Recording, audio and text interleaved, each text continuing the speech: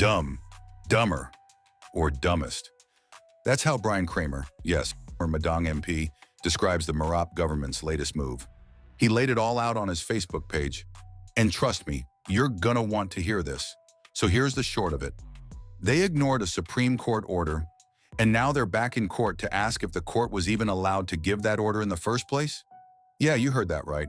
Let's unpack this. PNG style. What happened? According to Kramer's Post, the Post-Courier ran a headline on April 22nd.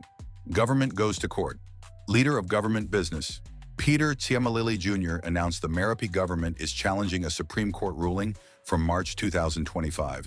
That ruling told Parliament to reconvene on April 8th and allow debate on the opposition's motion of no confidence.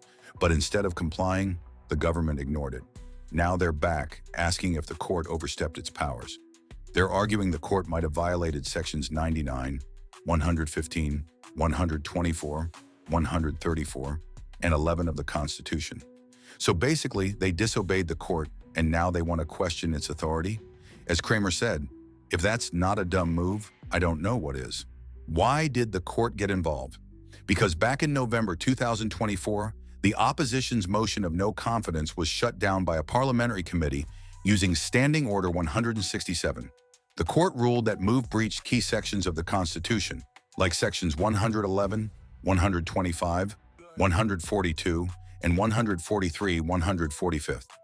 So using its powers under Sections 18, 19, and 155, the Supreme Court ordered Parliament to do its job, table the motion, debate it. Simple. The real drama? Kramer calls it comic relief. Rather than respectfully ask for clarification, the government went on the attack, accusing the court of suppressing Parliament. Then they turned around and begged the same court for guidance? That's not just dumb, it's straight-up political comedy. Kramer says if they wanted to do it right, they should have said, "We respectfully believe this ruling may conflict with constitutional provisions and seek clarity." But nope, they chose to grandstand. So, did the court overstep? Kramer breaks it down. No, it didn't. This isn't the first time the courts ordered Parliament to reconvene. It's happened before, when Parliament failed to meet its constitutional obligations. Yes, Section 134 says parliamentary procedures aren't justiciable, but the court only steps in when constitutional rights are breached, not just minor standing orders. Back in August 2024, the opposition filed a weak case based on standing orders alone. The court threw it out. This time, they argued constitutional breaches, and the court sided with them. That's the difference. The fatal flaw.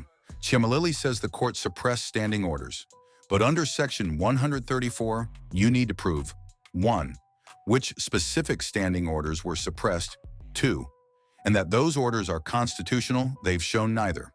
Worse, Kramer says, they've already defied the court, and in PNG, the Constitution is supreme. You either comply with the court or challenge it the right way. You don't sneak behind closed doors with the speaker and make up your own rules.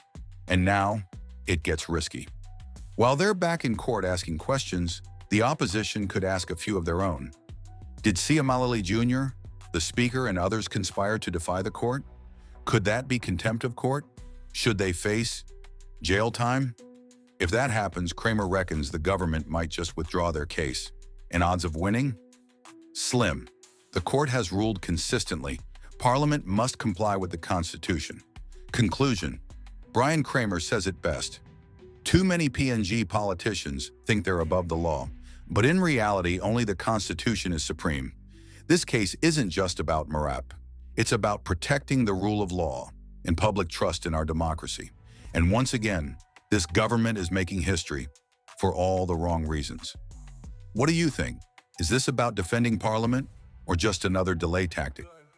Drop a comment. Let's talk. And if you care about the Constitution and PNG's future, share this video. As Kramer said, your kids' future matters.